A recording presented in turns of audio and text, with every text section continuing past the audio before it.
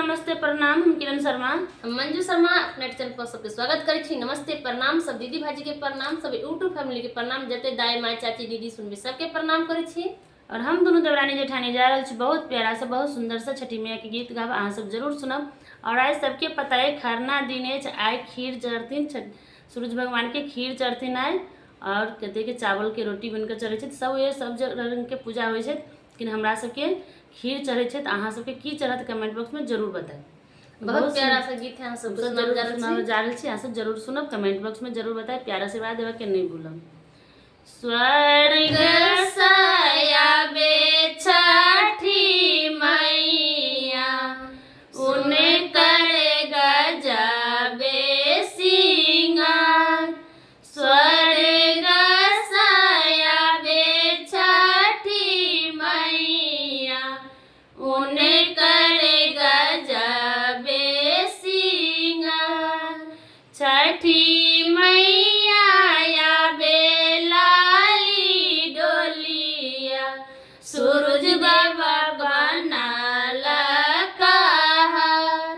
छठी मैया या बेलाली डोलिया सूरज बाबा बनल कहर। लहर चलिया मई के चुनरिया उतरे गंगा जी के घाट। लहर छठिया मई के चुनरिया उतरे गंगा जी के घाट। पेढ़ी ना बलम जी पियरिया चली गंगा जी के घाट। पेढ़ी ना बलम जी पियरिया चली गंगा जी के घाट। हमहू बेरहब लाल सरिया कई के सोरा हो सिंगार।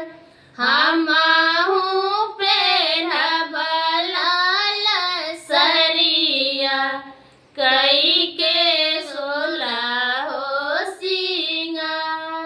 सूरज छठी माई से परब नतिया अमर रहे हमारो सोहाग। छठी माई से करब विनतिया अमर रही है सोहाग। सब दीना चाहे मांगत से नूरा हर खन के हाथ के कंगन। अमर रहे मोरा से नूरा खन के हाथ के कंगन। अमर रहे मोरा लालनमा हर साल करब बरत। अमर रहे मोरा लालनमा हर साल करब बरत।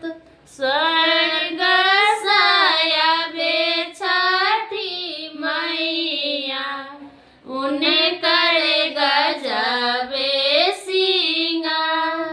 स्वर्ग सयाबे छठी मैया उन्हें